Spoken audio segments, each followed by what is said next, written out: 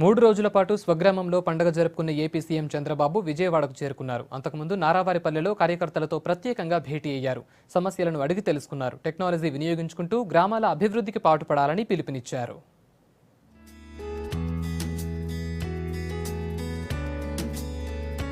నైపుణ్యం, సమర్థత ఉంటే ఏదైనా సాధించొచ్చన్నారు ఏపీ సీఎం చంద్రబాబు. కుటుంబ సభ్యులతో కలిసి స్వగ్రామం నారవారిపల్లెలో 3 రోజుల పాటు సంక్రాంతి జరుపుకున్న బాబు కార్యకర్తలను ప్రత్యేకంగా కలిశారు. కార్యకర్తల యోగక్షేమాలను అడిగి తెలుసుకున్నారు బాబు. స్థానిక సమస్యలపై ఆరా తీశారు.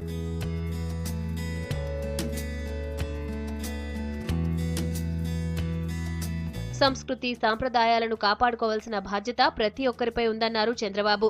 వచ్చే ఏడాది ఎన్ఆర్ఐలు కూడా స్వగ్రామంలో సంక్రాంతి జరుపుకోవాలని పిలుపునిచ్చారు.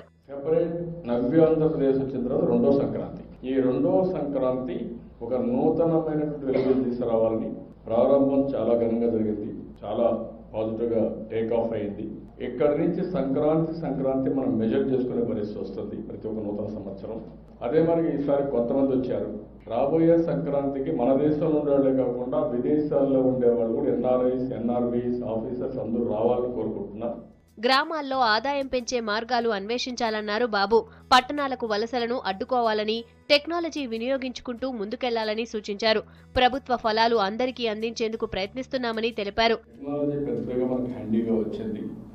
టెక్నాలజీని ప్రాపర్గా ఉపయోగించుకుని ఈరోజు మీరు చూస్తే పెన్షన్లు కానీ, రేషన్ కానీ, ఇంకా ఇవన్నీ మేము టెక్నాలజీ పర్ఫెక్ట్గా ఉపయోగిస్తున్నాం. ప్రజలకు అవినీతి లేకుండా ఎక్కడున్నా ఇమ్మీడియట్గా ఇవన్నీ పరిష్కారం చేసే పరిస్థితి వస్తుంది. ఈరోజే మా ఇంట్లో పనిచేసే సర్వెంట్స్ చూశారు. వెలుగులు తీసుకురావాలి. భవిష్యత్తులో ఇబ్బందులు లేనటువంటి సంక్రాంతులు జరుపుకున్నట్టుగా రైతాంగం చైతన్యంతో ముందుకు పోవాలని మనస్ఫూర్తిగా కోరుకుంటున్నాం. ఈ 3 రోజుల పాటు పండగ సెలబ్రేషన్స్ లో ఉత్సాహంగా పాల్గొన్నారు చంద్రబాబు.